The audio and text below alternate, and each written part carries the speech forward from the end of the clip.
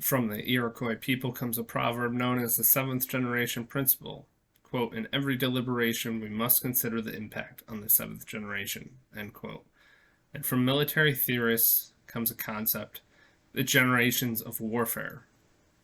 Together from a principle about sustainability and the concept of war emerges seventh generation warfare. This is seventh generation warfare, and I am your current host, John Nelson. In this episode, we will be discussing who is seventh generation warfare for. First, let us remind ourselves what war is. War is a struggle between your will and any other force seeking to limit its efficacy. That's not what most people will say war is, but that's what we defined it in what seventh generation warfare is, previous episode. A seventh generation warfighter is therefore, quote, someone who is willingly dedicates themselves to securing their descendants' unimpeded exercise of their own will, end quote. I'll repeat. A seventh generation warfare fighter is, quote, someone whom willingly dedicates themselves to securing their descendants' unimpeded exercise of their own will, end quote. So therefore, a seventh generation warfare fighter must willingly be a participant. And in order to be effective in seventh generation warfare, the unimpeded will of your descendants should include them also becoming willing seventh generation warfare fighters. We will discuss why becoming a seventh generation warfare fighter is important in a later episode. But let's continue with whom seventh generation warfare is for, more broadly. Since seventh generation warfare is a concept, there is no ownership of it. There is no possession of it, and there is no pure idea of it. Seventh generation warfare takes on various forms for various people, and thus I am not ultimately qualified to say whom it is for and whom it is not. That being said, I have the initiative. I created it, I'm the only one talking about it, and thus I'm going to continue to establish my defensive perimeter around it. I think it is far too useful of a concept to be corrupted, and so I'm going to make clear who I think should adopt the practice and who I think should not adopt its practice, and also who I think some of its enemies are. The most obvious ally in seventh generation warfare are parents. That is, parents of any age, to include grandparents and great-grandparents, etc. Though the mere fact of having reproduced does not make you a willing or able seventh generation warfare fighter. If you are a parent whom was raised thinking family is of the utmost importance, if your worldview was transformed into family values when you held your child for the first time, or if you have come to understand that the issues in society at large are a reflection of the breakdown in the family unit, then seventh generation warfare might be right for you.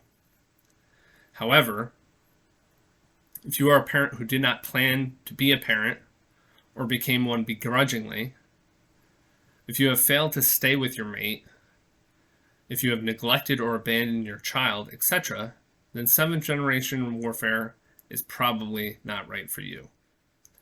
That being said, any of these errors can be recovered from. These things in and of themselves do not make you an enemy of seventh generation warfare, but they do put you at a disadvantage. A disadvantage that first has to be overcome by acknowledging your error. You will need to reorient yourself before becoming a seventh generation warfare fighter if you are subject to any of those things. Seventh generation warfare can also be for children. Luckily, everyone is a child. The seventh generation warfare principle goes both ways. The seventh generation principle goes both ways. It is about serving your ancestors as well as your descendants. Maybe you are coming to seventh generation warfare before you have started a family. Maybe you are unable to conceive. You can still wage seventh generation warfare, but the battlefield will look different for you. A major component of seventh generation warfare is using our privileged influence as parents to positively affect the future of our descendants. But you don't have any. So, but you might have nieces, nephews, younger siblings, older siblings, or even parents for whom you can wage seventh generation warfare for.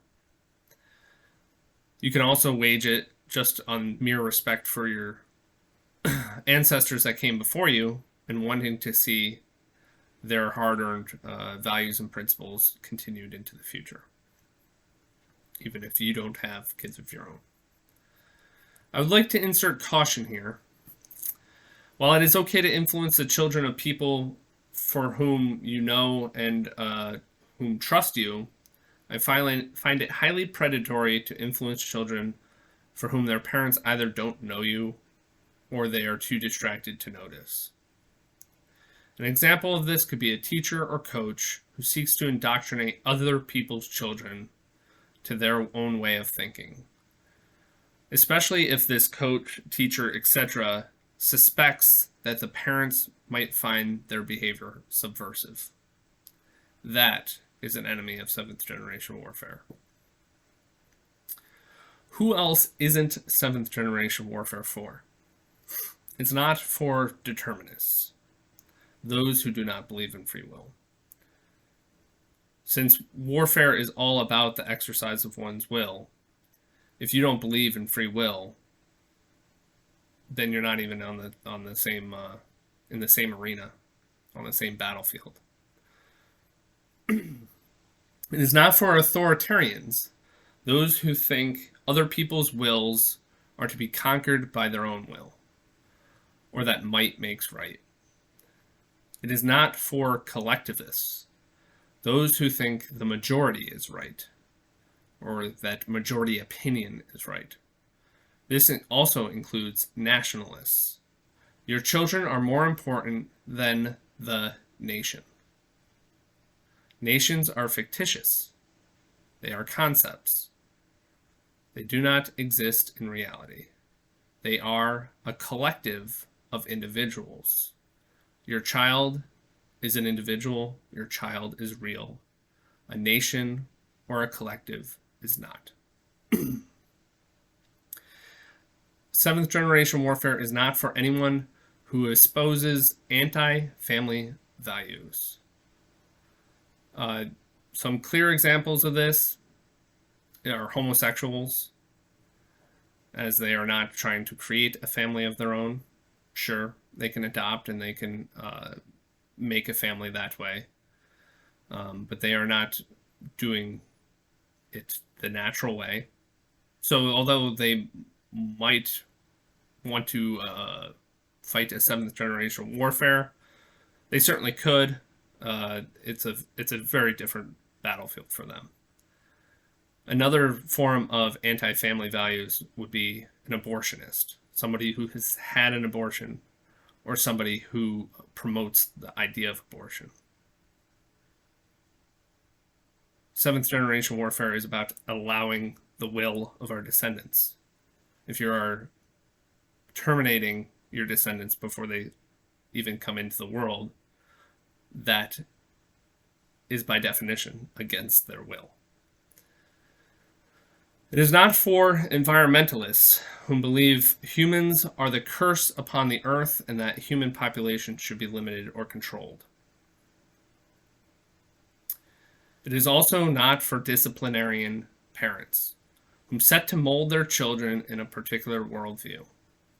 This could be social conformity, religious conformity, professional or economic conformity, etc.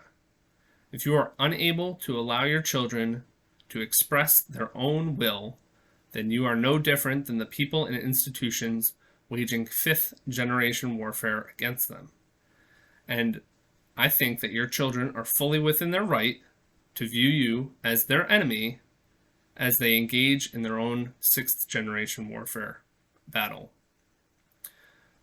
which is the war for control over their own will.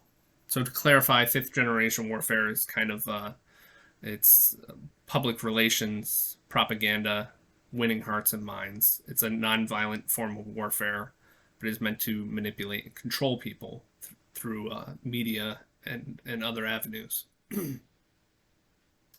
So if you are a disciplinarian and you are trying to control your children and direct their will, then you are essentially engaging fifth generation warfare against your own children.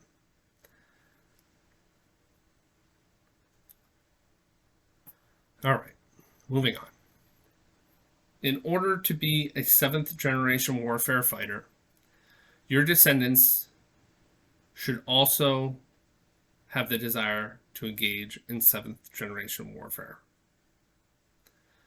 Seventh generation warfare is about protecting the will and securing the free exercise of the will of your descendants, but it is also about ensuring their desire to also become seventh generation warfare fighters. Now, you can't force this upon them, but you can show a damn good example of why it's important. So, you alone do not determine if what you did while you're alive constitutes seventh generation warfare.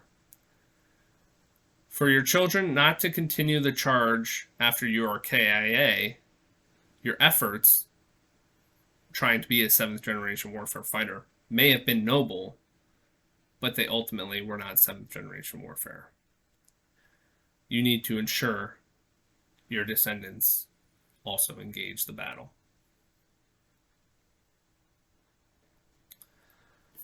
Assuming you are the first seventh generation warfare fighter to the cause in your family,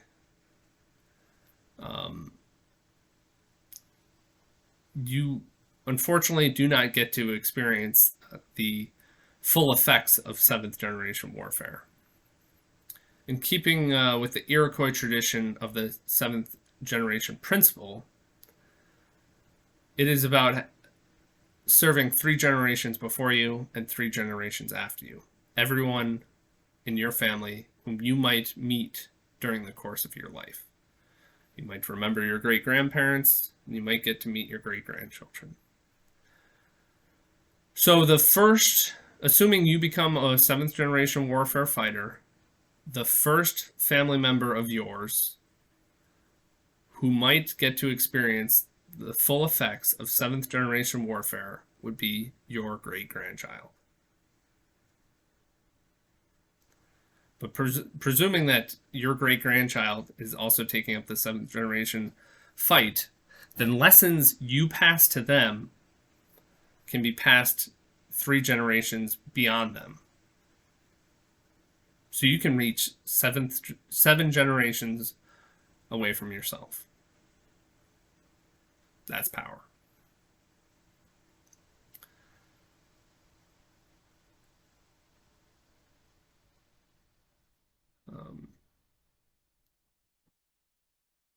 So who is 7th generation warfare for? It may be for you, but just as important, it is for your descendants. Ensuring your descendants are willful participants in 7th generation warfare is the crux of the concept. It is the critical vulnerability. It is also the center of gravity. Crux being the hardest part. How do you get somebody under their own free will to accept something you want them to accept? It is its critical vulnerability, because if they don't accept it, it's dead. It's ineffective. You are overrun. You are defeated. It's also its center of gravity, for if your descendants do take up the charge, well, there's no stopping your family. You can steamroll any obstacle that comes your way. the initiative will be yours, and your family will see victory. If our children do not wish to be willful participants, then the fight is lost, and our family returns to a state of directionless chaos. That's a bit hyperbolic, but it's not completely directionless. But it's compared to an effective seventh generation war, it's directionless. If our descendants do become willful participants, then our family is destined for victory. This is seventh generation warfare. This was who seventh generation warfare is for. I'm your current host, John Nelson. Please like and subscribe to these videos. And also, if you have anything to add to this effort, I would gladly like to hear it. You can comment or you can email me at seventhgenerationwarfare.com@gmail.com. Thank you.